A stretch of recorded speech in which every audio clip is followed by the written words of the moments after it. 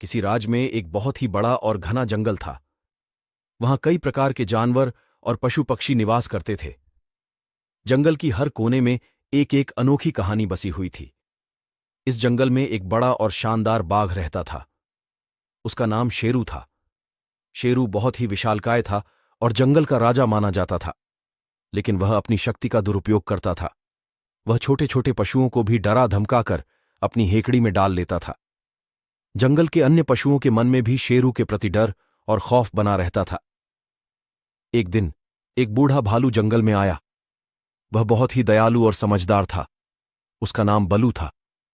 बलू के आने के बाद जंगल में एक नया माहौल बन गया। लोगों में जोड़ने की कला, मित्रता और सहयोग की भावना जागृत हो गई। शेरू को यह देखकर बड़ा गुस्सा आया। उसने बलू के पास जाकर कहा, तू यहां क्या कर रहा है?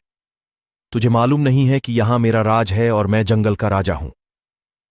बलू ने प्यार से कहा, शेरू भैया, मैं यहां केवल अपने शांतिपूर्ण जीवन जीने आया हूं। मुझे आपसे कोई तकलीफ नहीं है। लेकिन शेरू ने सुनने का नाम ही नहीं लिया और बलू को धमकाते हुए कहा, अगर तुम अब इस जंगल में रहना चाहते हो तो मेरे हुक्म के बिना यह संभव नहीं है। बलू ने शेरू की बात को मानकर जंगल के दूसरे कोने में अपना घर बनाया। वहां उसने शेरू के खिलाफ जंगल के अन्य पशुओं को जोड़ने का काम शुरू किया। धीरे धीरे शेरू का अधिकार कम होने लगा।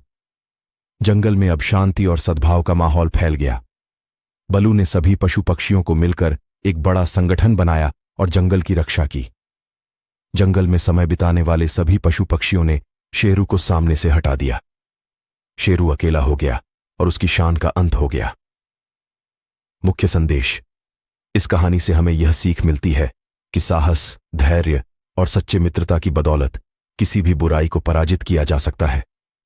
बुराई के खिलाफ लड़ने के लिए हमें हमेशा सही रास्ता चुनना चाहिए और सभी के साथ मिलकर एकता और सद्भाव का संगठन करना चाहिए।